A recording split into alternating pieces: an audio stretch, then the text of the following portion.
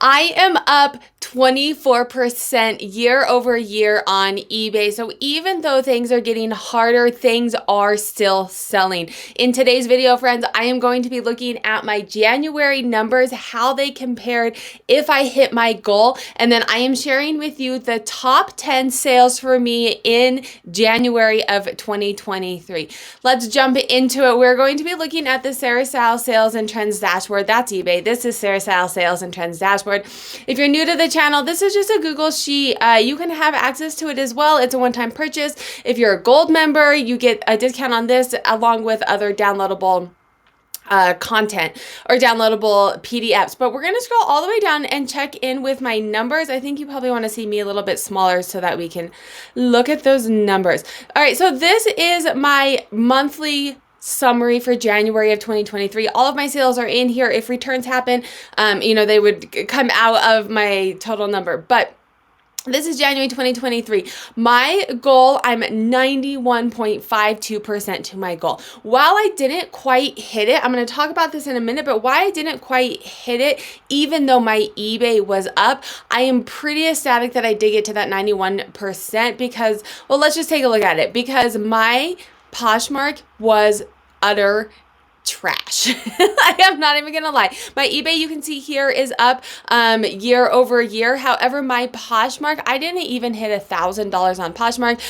This time last year, I hit $2,500. Now, what's going on? I'm not getting into that today. I will link a video up here that goes into my Poshmark being complete trash. What I think is going on and some things that I'm doing, but they were working because I am almost hitting my goal, even though my Poshmark was complete and utter trash. So let's take a look at the monthly summary again. I did $8,236 selling on Poshmark and eBay. I sold 248 items. My average sale price was $33. So on average, they're selling for $33. And then my sell-through rate was 8.58%.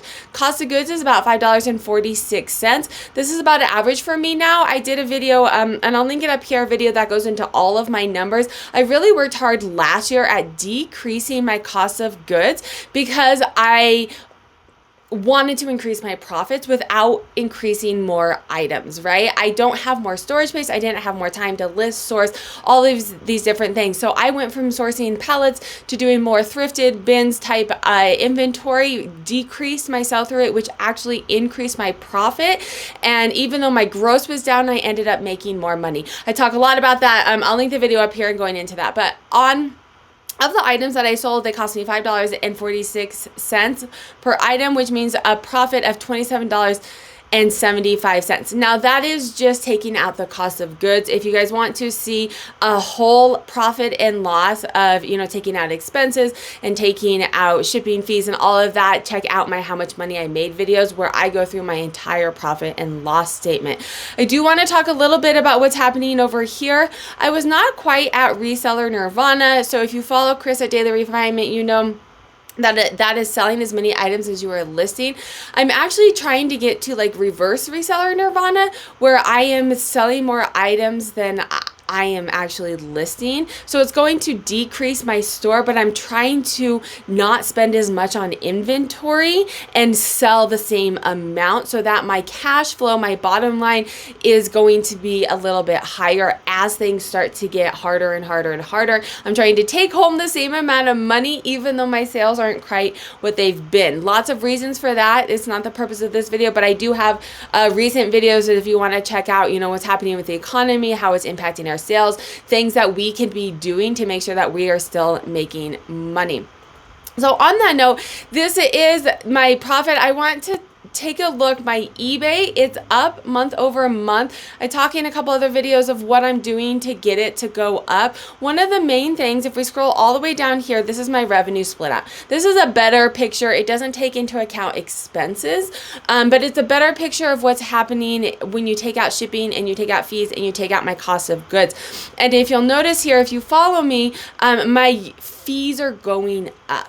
And so the reason that my fees are going up, it's one of my strategies, it's working, it's helping my eBay go up, but I am paying for promoted listings.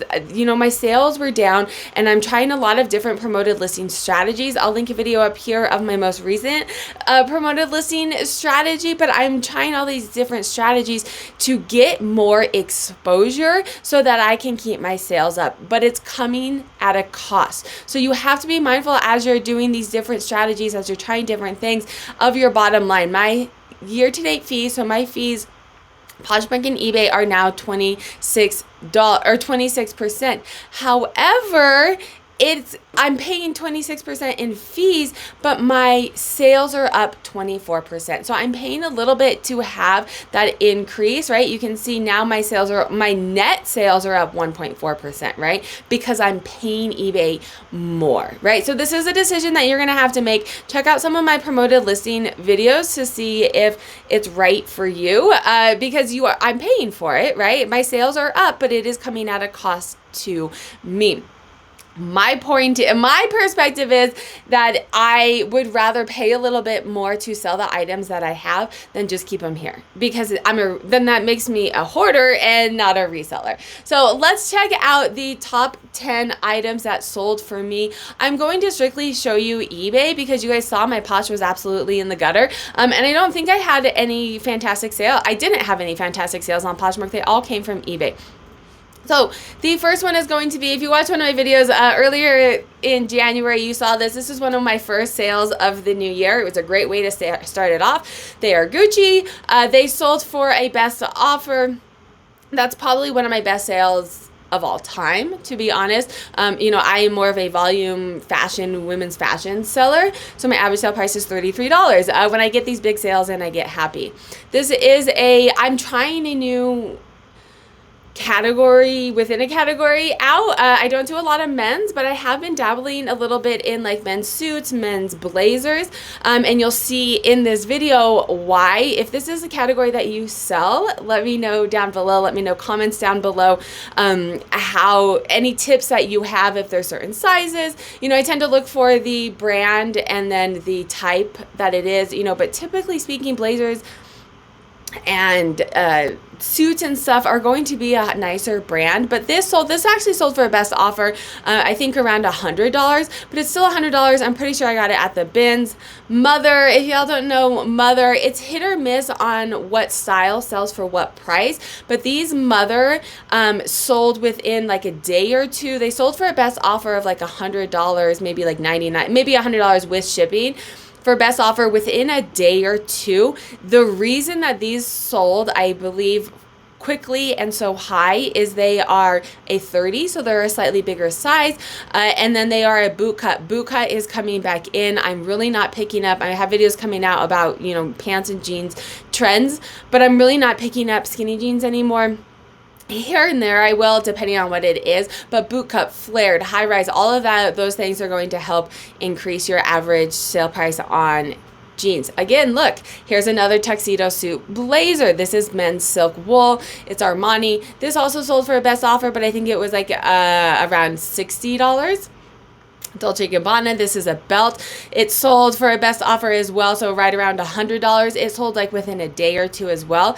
This one, friends, so this is, and I'll link a video up here about Sell Similar and why it works. This is a Sell Similar. I've had this item for probably 2 years. I'd be able to look at the data, but I've had this item for a long time. I started doing Sell Similar, and once I did a Sell Similar to this, so that's ending the listing completely and making a whole new listing so it has a whole new ID, and eBay starts promoting it again. It gets you more visibility, new traffic, new people. So I've had this for a couple years, and within a couple days of selling similar of it, I got a best offer for $100, which, having it for a couple years, yes, it's not the $168 that I had it listed at, but it was still $100 that I had after having this item for a couple years. Friends, if you find Y2K Juicy Couture purses, pick them up. They are selling like hotcakes. I don't find them often, but when I do, they sell under a week for around $100. I just shipped one out yesterday, 2 days ago.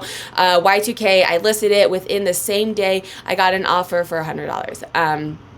definitely keep an eye out for. And Juicy Couture, Y2K Juicy Couture, think Mean Girls, you know, the mom and Mean Girls. If you can find a Juicy Couture tracksuit, velour tracksuit, definitely. Kate Spade, this was the best offer accepted as well for like $50. I'd had it for a while. Here's the thing with the market, 2 years ago, this would have sold for $100. Being as it is, I sold it for $50 because I've had it for 2 years and it's still making money, right? I am still making a profit off of it. Out with the old, room for something new. Friends, here we go. Here is another coat, blazer, jacket. This sold for a best offer of $60. So I'm totally playing with this trend. I know nothing about knits. I know nothing about jackets. I know this is a nice brand. I know it was wool. I thought it was kind of a cool print. So I am testing it out, you know, not paying up for them. I'll get them like at the bins, $5, maybe $10, depending on if I look up and the comps are good for those. So again, if you guys sell stuff like this, let me know. Here is another sell similar success story. I've had these for about 1.5 years. They are a size 5. So when I purchased them, I was like, should I buy them? Should I not? They're a small size. I'm not surprised that they sat for as long as they did, but within a couple of days of selling similar them, is that how you would say it? Within a days of ending the item and selling it similar as a new listing, I got an offer on them for $50, best offer on these. I will say, however, they did just open a return on them and said that they did not fit. So that is a super bummer, but they did sell. They will likely sell again. It is a small size, so be mindful if you guys are picking up small sizes. If you like this content, consider joining my memberships to support more of it, or save, share, like, and comment. That is another way to support more content like this. YouTube thinks you'd like this video. I'll link a playlist down here of how to make money reselling, and then make sure to hit that subscribe button to follow and learn how to resell.